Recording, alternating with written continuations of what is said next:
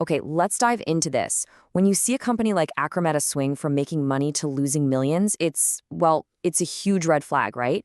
But the headline number is just the tip of the iceberg. The real story, the why behind it, is hidden just below the surface. And that's exactly what we're going to uncover.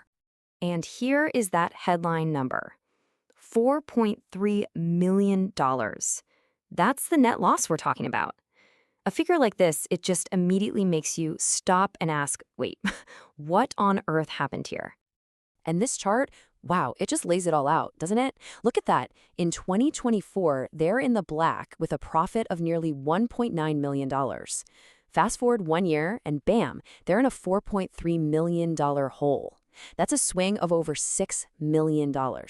How does a company's financial picture change so drastically, so quickly? Well, to get to the bottom of this mystery, we have to understand that we're not really looking at one business. We're looking at a tale of two businesses. We've got to unpack these numbers by splitting apart what the company is still doing from what it has stopped doing. Now, this right here is probably the single most important idea to grasp. You'll see accountants talk about continuing operations versus discontinued operations. All that means is, continuing is the core, day-to-day business they plan to keep running. For Acrometa, that's their maintenance services. Discontinued, on the other hand, well, that's the stuff they've sold off or shut down. And trust me, that distinction is the key that unlocks this entire story. And here is the big reveal. Just look at this table. If you focus on the continuing operations, the core business, you can see they were already losing money back in 2024, a $3.6 million loss. So wait, where did that profit come from? It came from this huge one-time gain of $5.5 million from their discontinued operations. That one sale completely papered over the cracks in the core business. Take that away in 2025, and suddenly, the underlying problems are impossible to ignore. Okay, so with that bombshell out of the way, let's zoom in. Let's really focus on the part of the business that's still standing, the continuing operations. How is that main maintenance segment actually doing? Oof, yeah, this chart tells a pretty clear story, and it's not a great one. Revenue from that core business dropped by a quarter, a full 25%, down from $5.7 million to $4.2 million. That's not just a minor blip, it's a huge chunk of their sales from their main gig, and it's a big reason why that loss from continuing operations only got worse. So why the steep drop? Well, we don't have to guess. The company tells us straight up in their own words. They're basically in the middle of a price war. The market is super competitive. Other companies are undercutting them on price, and that's hitting them from two sides. It means they're not winning as much work, and the work they do win isn't as profitable. It's a classic business squeeze. All right, so we've established the core business is really struggling. Now let's flip the coin and look at that other piece, the discontinued operation. What exactly was that, and how did it generate that massive $5.5 million gain that made 2024 look so good? And here it is. The source of that one-off profit was the sale of their big stake, 70%, in a co-working laboratory business called Life Science Incubator, or LSI.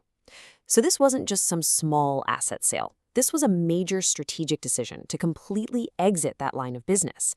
And doing so, well, it completely changed how their financial reports looked from 1 year to the next. And just look at how fast they did it. This was not something that dragged on for years. They signed the deal in October, got the shareholders to approve it in November, and the whole thing was done and dusted by the end of December. We're talking about a massive strategic pivot executed in just a couple of months. The actual sale price for their stake was $2.7 million. Now, the accounting gain was bigger, but this was the cash they got from the deal. It gave them a quick injection of cash and let them refocus the company, for better or for worse. So with the lab business sold off and the main maintenance business getting squeezed, the obvious question is, what now? What's the plan? Let's take a look at what Acrometa has been trying to do to find new ways to grow. You know, it's one thing to say you're searching for new growth, but it's another thing entirely to actually find it. And this slide really hammers home that challenge. Acrometa made moves to get into the mineral sands business. One deal for silica sand, another for trading. But as you can see, neither of them worked out. Both deals just fizzled out. Their search for a new growth engine has, so far, hit a wall. And looking ahead, the company is pretty blunt about the fact that the road is going to be tough. They're expecting that pressure on their maintenance business to continue. On top of that, costs for everything, materials, labor, energy, are all going up. And to top it all off, another new idea, a lifestyle business, is also stalled out. The headwinds are just coming from every direction. So that brings us right back to the beginning, doesn't it? That $4.3 million loss wasn't just a number from a bad year. It was the moment the mask came off, revealing a core business that was already struggling but had been propped up by a one-time sale. So with new ideas not taking off and the old business getting tougher, the question on this slide is really the only one that matters for Acrometa right now. Can they actually engineer a successful turnaround?